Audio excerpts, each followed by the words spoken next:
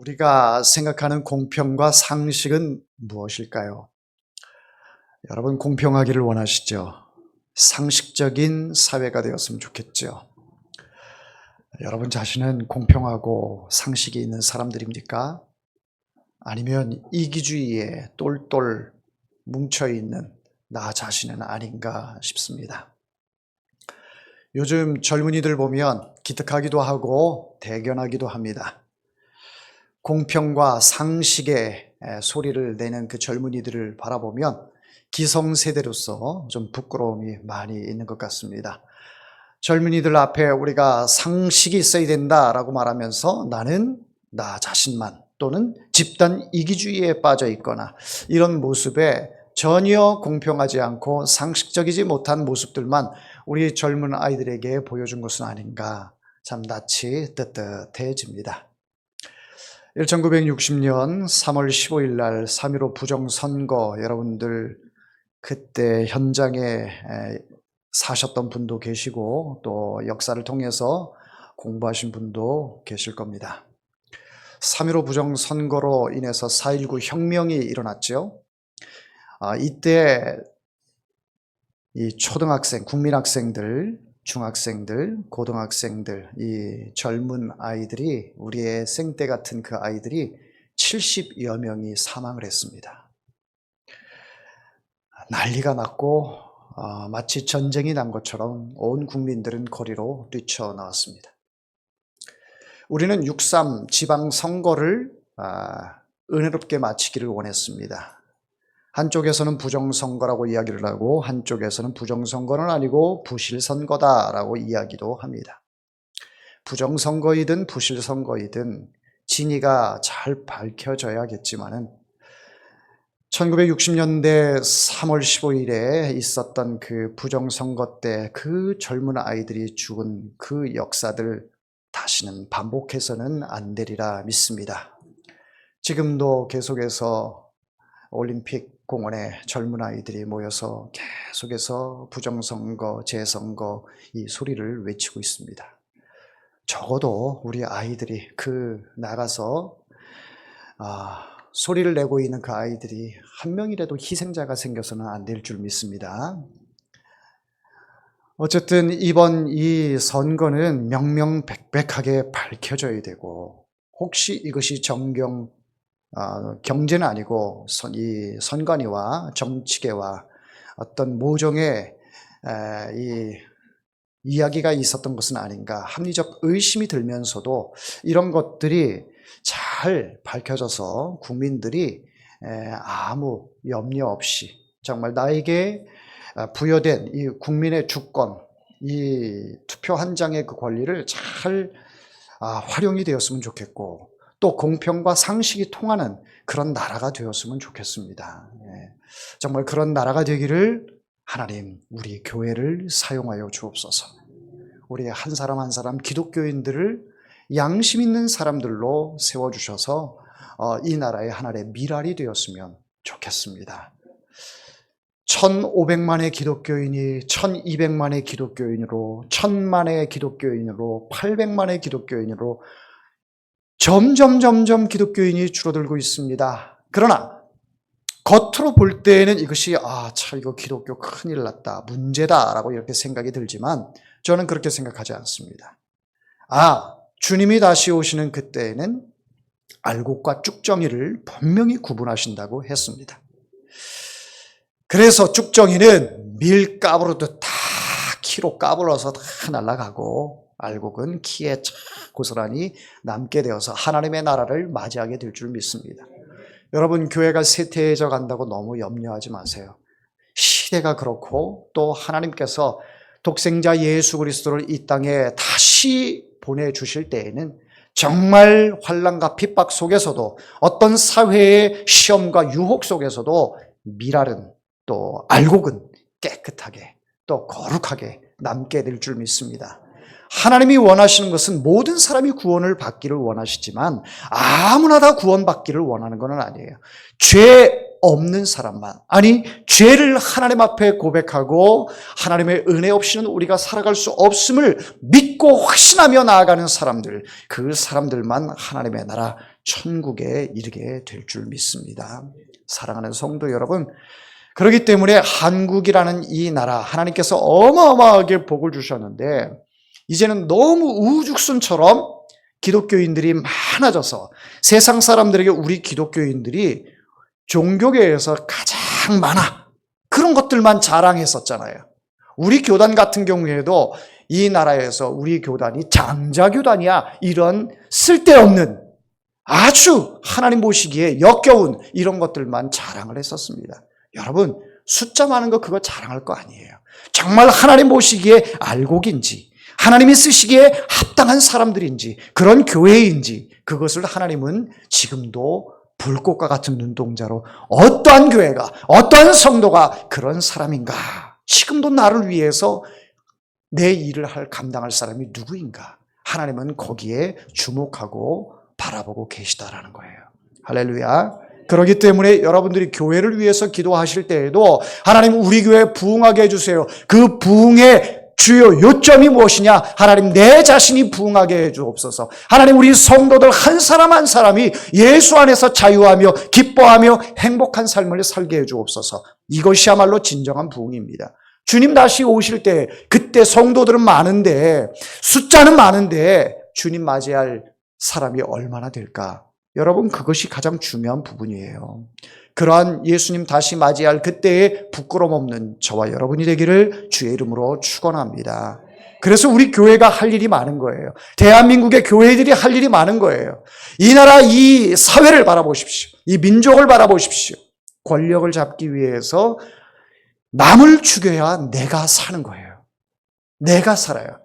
이 역사는 승자의 역사를 기록을 하고 있기 때문에 정권을 쟁취한 사람이 아무리 잔인 무도해도 그 사람이 정권을 잡고 그 다음부터 나라를 위해서 백성들을 위해서 하게 되면 과거의 그 죄들이 다 묻혀가는 그 역사들을 우리가 보고 있습니다.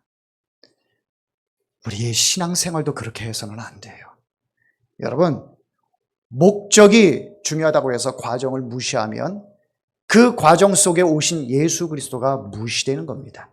사랑하는 성도 여러분, 뭐로 가도 서울로만 가면 되는 것이 아니라 하나님께서 우리에게 부여하신 그 천국의 길을 가기 위해서는 우리의 생각과 우리의 마음과 또 우리의 언어와 우리의 행동이 주님 닮아가는 그 모습으로 주님 닮는 모습으로 살아야 할 줄 믿습니다. 주님이 원하시는 그 삶, 주님께서 걸어가신 그 십자가의 길, 그 길은 우리가 부인하고 내가 걸어가기엔 너무 거북해, 너무 힘들어. 이 시대에 어떻게 그렇게 고리타분하게 예수님의 십자가의 길을 걸어갈 수가 있어? 나에게 주어진 이 삶은 그렇게 고리타분한 인생이 아닌데 라고 하면서 여러분들 스스로 여러분들의 길을 만들어 놓고 그것이 십자가의 길이다, 이것이 성경이 원하는 그러한 삶이다라고 착각하고 살아가지는 않습니까? 여러분 하나님 앞에 예물을 드려도 그 예물의 중심이 하나님께 있어야지 내 중심에 있으면 안 됩니다. 내 형편에 따라서 내 생각에 따라서 내 마음대로 하나님 앞에 드려서도 안 되는 거예요. 하나님이 기뻐하시는 작은 두렙돈이라고 해도 그 과부의 두렙돈을 예수님이 칭찬하셨듯이 정성을 다하여 뜻을 다하여 하나님 앞에 드리는 그 예물뿐만 아니라 여러분들이 하나님 앞에 예배를 드릴 때에도 이 예배가 하나님 앞에 초집중해서 하나님께 내 삶을, 내 자신을 거룩한 산 제물로 드린다라고 하는 그 중심으로 예배를 드려야 하나님께서 기뻐 받으시는 예배가 되는 줄 믿습니다. 이 자리에 앉아있다고 예배가 아니에요. 우리가 찬송을 부르고 기도한다고 해서 그것이 하나님이 받으시는 예배요 기도가 아니라는 사실입니다. 여러분 자신이 제물이 되어야 되는 거예요. 어린 양이 되어야 하는 겁니다. 나는 죽었다라는 것을 고백하는 시간이 예배인 것입니다. 하나님이 한국교회를 향해서 그 예배를 기다리고 계세요. 어제나 저제나 아버지가 탕자가 돌아오듯이 그 탕자가 언제나 돌아올까? 그때를 바라보면서 오늘날 한국교회를 바라보며 언제나 내가 원하는 예배, 내가 흠모하는 예배, 그 예배를 드릴 것인가? 그 예배는 다른 것이 아닙니다. 여러분이 죽어야 합니다. 우리 자신이 죽어서 하나님의 이름만 드높여지는 것이 예배인 줄 믿으시기를 바랍니다. 할렐루야. 오늘 본문 말씀을 통해서 여러분들에게 잠시 말씀을 드리고자 하는데요. 성령께서 이끄시는 광야라는 제목으로 이 자리에 섰습니다. 예수님께서 세례를 받으셨어요. 세례 요한을 찾아가서 요단강에서 세례를 베푸는 요한을 찾아가서 세례를 받으시는데 참 성경을 보면서 예수님과 같이 거룩하신 분이, 예수님과 같이 죄가 없으신 분이 어떻게 세례를 받을까? 그것도 사람 앞에 머리를 숙여서, 물속에 들어가서 머리를 숙여서 나는 죄인이다라고 하는 그 세례 의식을 예수님이 참여하실까? 그런 생각을 갖게 되었습니다. 여러분 생각은 어떠십니까? 예수님이 곧 하나님의 아들이시고 그분이 곧 하나님이신데 그분이 사람 앞에 가서 물속에 머리로 손을 얹고 잠긴단 말이에요. 그 세례를 받고 있습니다. 여러분, 요한이 하는 그 세례 의식이 무엇입니까? 무엇을 의미합니까? 바로 회개의 세례입니다. 요한이 세례를 하는 것은 그저 물에만 담갔다가 이렇게 세우는 것이, 이것이 세례의 의미가 아닙니다. 이 사람의 죄를 하나님께서 사하여 주신 줄 믿습니다.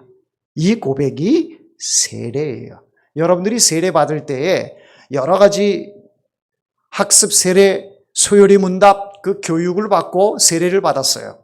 그런데 다시 한번 여러분들을 상기시키기 위해서 말씀을 드리면 다른 것 다 잊어버려도 좋습니다. 여러분 세례 받을 때 그때를 떠올려 보십시오. 어떤 마음으로 세례를 받으셨습니까? 다시 한번 여러분들에게 강조하고 드리건대 세례는 하나님 내가 죄인입니다. 예수 그리스도의 보혈의 피로 말미암아 내가 죄 사함을 얻어 하나님의 자녀가 되었습니다. 내 죄를 사하여 주셔서 감사합니다. 내가 죄인임을 고백하고 하나님 없이는 살 수 없음을 고백하는 그 시간이 세례의 시간이에요. 자, 과거에 세례 받았을 때 떠올려 보셨어요? 그때 이런 고백을 하셨나요? 그때 그 고백을 하지 않았다면 여러분 다시 오늘 이 시간에 그 고백을 드리세요. 하나님 제가 죄인입니다. 예수 그리스도의 십자가의 은혜가 아니면 나는 도무지 살 수 없는 죄인입니다. 주님의 은혜로 말미암아 오늘도 이렇게 살아가고 있습니다. 감사합니다. 이 고백을 드리는 여러분들 되기를 원합니다.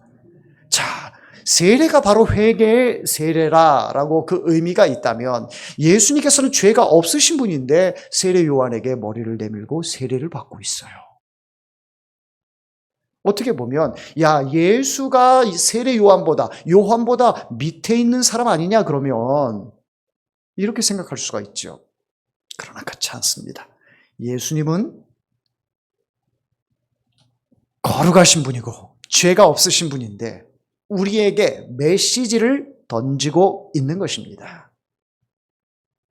우리가 어떻게 세례를 받아야 하며 우리가 어떠한 모습으로 앞으로 삶을 살아가야 하는지 그것을 예수님께서 친히 인간의 몸으로 이 땅에 오셔서 우리에게 그것을 보여주고 계신 겁니다. 예수님께서 세례 받으신 그것이 우리에게 주시는 강력한 메시지라는 것을 여러분들 꼭 기억하시기를 바랍니다. 그러므로 우리가 세례를 받고 하나님의 백성이 되어서 살아갈 때에 하나님의 은혜 없이는 나는 죄인이기 때문에 살아갈 수가 없습니다. 주님, 오늘도 나를 도와주시고 오늘도 내 손 잡아주시고 주저앉아 있는 내 심령 다시 이렇게 세워주시고 이 마음이 갈팡질팡 왔다 갔다 하는데 하나님 고든 길을 걸어가신 우리 주 예수 그리스도 나도 주의 십자가로 온전히 한눈 팔지 않고 가게 하여 주옵소서. 이 마음을 가지고 하나님의 은혜 없이는 살아갈 수 없음을 우리에게 주시는 메시지라는 거예요. 예수님께서 세례를 받고 이제 무토로 나오십니다. 자, 무토로 나올 때 어떤 광경이 일어났습니까? 10절 말씀에 곧 물에서 올라오실새 하늘이 어떻게 됐어요? 갈라졌어요. 성령이 비둘기같이 자기에게 내려오심을 보시더니 여러분 세례 받을 때 이런 느낌 받으셨습니까? 세례 받을 때, 예? 하늘이 갈라지고 성령 비둘기같이 나에게 임하는데 감당할 수 없는 거예요. 이 세례를 받는데 하나님의 영이, 예수님께서 세례받고 나오시는데 그 찬란하게 성령께서 임하는 그 광경을 우리에게 보여주고 계시는 겁니다. 여러분, 우리가 이렇게 예수님의 모습을 보면서 하나님의 자녀로 거듭났잖아요. 성령을 받았잖아요. 성령 충만하잖아요. 그러면 우리는 어떠한 삶이 펼쳐질 거라고 기대가 되시나요? 어떤 기대를 하고 계시나요? 내가 예수를 잘 믿어. 내가 열심히 기도해. 남들한테는 뭐 부끄러워서 말을 못해도 나름대로 열심히 기도하고 열심히 예배하고 또 틈만 나면 복음을 전하려고 애를 쓰고 하나님의 말씀을 가슴에 새기려고 매일 성경을 보고 주님께서 사랑을 베푸신 것 같이 나 이웃에게 사랑을 전하고, 자, 이러한 삶을 우리가 살면서 드는 마음이 있습니다. 기대가 있어요. 어떤 기대가 있습니까? 내가 이렇게 주의 십자가의 길을 걸어가니 하나님이 나를 보호하실 거야. 하나님이 나를 지키실 거야. 성령께서 그 따뜻한 그 성령의 기운으로 나를 안아주실 거야. 하는 모든 일들이 주 안에서 형통할 거야. 우리 자녀들 건강하고 또 하는 모든 일들이 잘 되어지고 성공되어질 거야. 그런 기대의 심리 같지 않습니까? 내가 이 사회에서도 열심히 노력하면 그 노력한 대가를 받는 것이, 이것이 공평이고 상식 아니겠습니까? 하나님께도 그런 마음이 든다라는 거예요. 내가 하나님께 예배를 드리면, 하나님 앞에 내가 이 마음을 드리면 하나님께서도 나에게 그 간절한 마음을 받으셨으니까 나에게도 주시는 것이 있어야 되잖아요. 그래서 우리는 하나님에 대해서 공평하신 하나님이라고 믿고 주장을 하면서 그 공평하신 하나님을 어떻게 바라보고 있습니까? 하나님이 나에게 모든 것을 은혜로 주실 거야. 나에게 감당할 수 있도록 성공의 은혜를 주시고 물질의 은혜를 주시고 건강의 은혜를 주실 거야. 이렇게 생각을 합니다. 지나친 생각 아니죠? 하나님에 대해서 그렇게 생각하는 거, 나의 상식선에서 하나님을 생각하고 있는 것이죠. 그러나 여러분, 세상을 보십시오. 공평하고 상식적입니까? 물론 세상과 하나님과 비교할 수는 없죠. 비교할 수 없습니다. 하나님께서는 공평하신 하나님이라고 하는데 도대체 어떤 것이 우리에게 공평한 하나님이냐? 오늘 본문 말씀을 보면서도 공평한 하나님이라고 보여지질 않습니다. 여러분, 성경 말씀을 보십시오. 12절 말씀에 보니 성령이 곧 예수를 광야로 몰아내신지라. 여러분, 지금 예수님께서 세례 요한을 통해서 세례를 받으셨어요. 세례 받고 나올 때 성령이 임했습니다. 막 하늘이 갈라지는 역사가 있었어요. 이런 모습들을 지금 많은 사람들이 목격한 거예요. 그 목격자 중에 한 명이 마가지요. 마가가 그 모습을 보고 성경을 기록한 거잖아요. 마태복음 4장에도 나오고 누가복음 4장에도 나옵니다. 마태나 누가도 똑같이 그 광경을 보면서 성경을 기록했어요. 예수님이 세례받고 나오시는 그 모습, 그 찬란한 모습, 우리의 죄인된 모습으로는 감히 볼 수 없는 그런 모습. 자, 그러면 성령이 임했으면, 성령이 임한 뒤의 삶은 어떻게 되는 거예요? 너무너무 감격스럽고 영광스럽고 능력이 충만하고, 그러면 하나님의 역사가 막 일사천리로 막 진행이 되는 것 아니겠습니까? 여러분, 예수 믿고 구원을 얻어서 내가 성령에 충만해졌을 때, 그때는 세상이 두렵지 않습니다. 사람이 두렵지 않아요. 권력도 제도도 아무것도 나를 예수의 그 사랑에서 끊을 자가 없습니다. 성령이 충만하면 그렇게 되는 거예요. 어떤 일을 나에게 줘도 감당할 수 있도록 그런 막 에너지가 생겨요. 영적인 에너지를 하나님께서 부여하신 거죠. 우리는 그것을 기대합니다. 그런데 그 기대만큼 우리의 삶이 이루어지지 않는다라고 하는 것에 우리는 딜레마에 빠져요. 내가 이렇게 말씀 생활하는데, 내가 이렇게 예배 생활하는데 왜 내 삶은 여전히 나아지지 않고, 여전히 몸은 아프고, 여전히 우리의 모습은 근심, 걱정 속에 살아가고 있는가? 사랑하는 성도 여러분, 우리 예수님께서 세례를 받고 성령이 임하셔서 이런 가운데 이제 공생애가 시작이 됩니다. 만 30세에 공생애를 시작해서 3년 반 동안 사역을 하시게 되는데, 사역하시기 전에 먼저 세례 요한을 통해서 세례를 받으셨어요. 죄 씻음의 회개의 세례를 받으셨어요. 자, 출애굽기 29장에 보면 제사장이 제사를 집례할 때 항상 정결 예식을 행합니다. 손을 깨끗이 닦고 몸을 정결하게 합니다. 깨끗하게 하고 제사를 집례하는 거예요. 그런 것처럼 예수님께서도 공생의 사역을 시작하기 전에 세상 사람들이 사람의 기준으로 바라보는 예수, 사람의 눈으로 바라보는 그 예수가 율법주의자들이 볼 때에는 세례도 안 받았어 라고 하면 인정을 하지 않는 거예요. 율법을 행하지 않아? 그러면 율법주의자들이 볼 때는 인정하지 않는 겁니다. 그와는 무관한 분임에도 불구하고 사람들이 다 하는, 믿음의 사람들이라고 하면 하는 그 모든 의식들을 예수님께서 기꺼이 세례를 받으신 거예요. 율법주의자들 할 말 없죠? 예수께서도 친히 세례를 받으셨으니. 자, 그리고 나서의 이후의 사역에 대해서 많은 사람들이 기대를 합니다. 이제 예수님의 시대가 펼쳐졌다. 예수님 자신도 인간적인 생각으로는 그런 생각이 들을 수가 있습니다. 이제는 성령이 임하고 막 하늘이 갈라지는 역사, 이제는 나를 통해서 많은 사람들이 이 능력을 체험하고 경험하게 될 거야. 그런데 어떻게 됐습니까? 성령이 곧 예수를 광야로 몰아내셨다라고 이야기를 해요.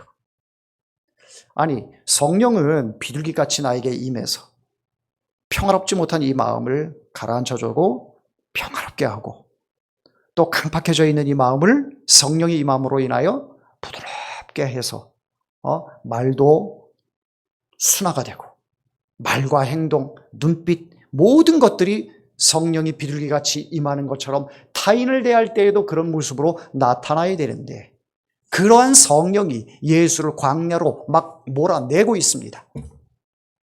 마태복음과 누가복음에는 몰아냈다라고 말하지 않고 이끌었다, 이끌리시오 이렇게 표현을 하고 있습니다.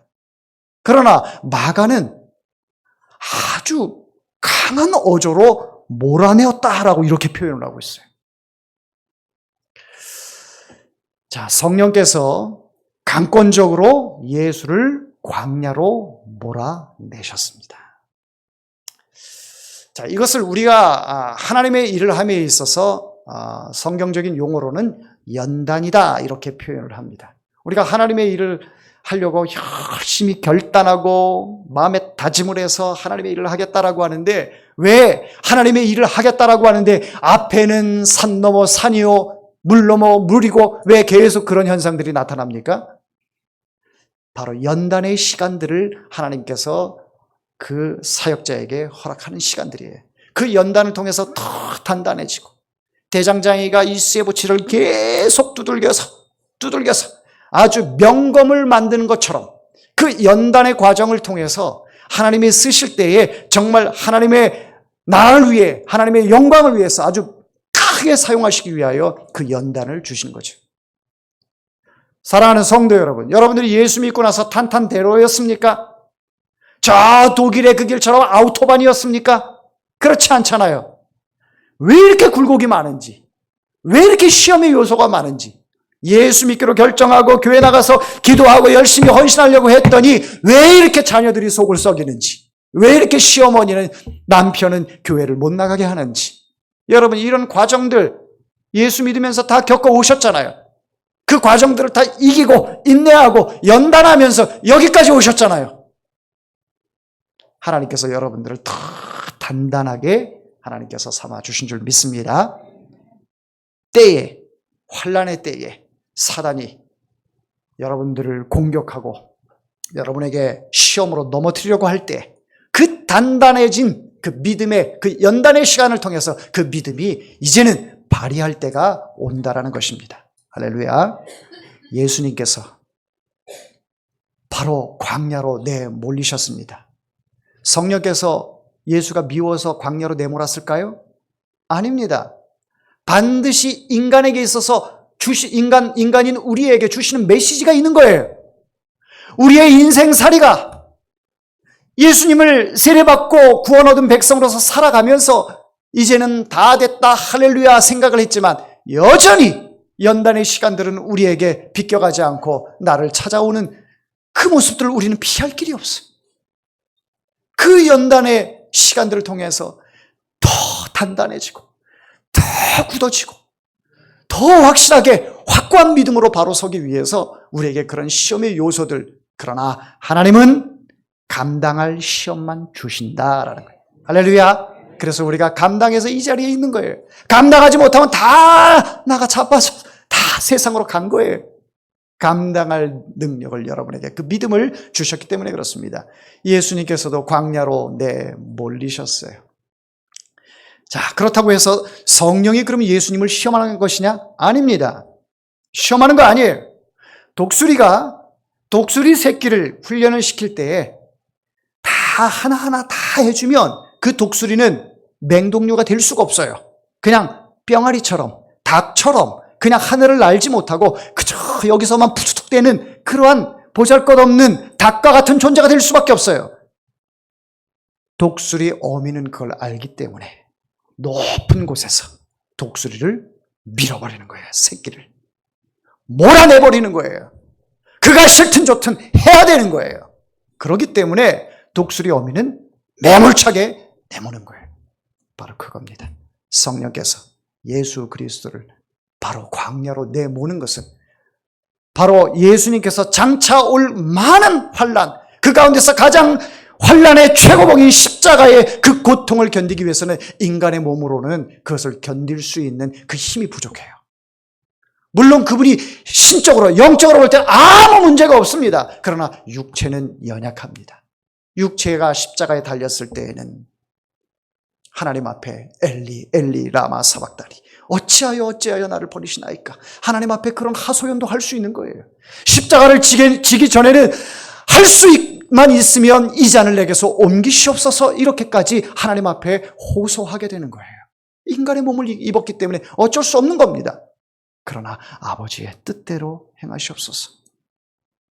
이것이 온전한 믿음 아닙니까?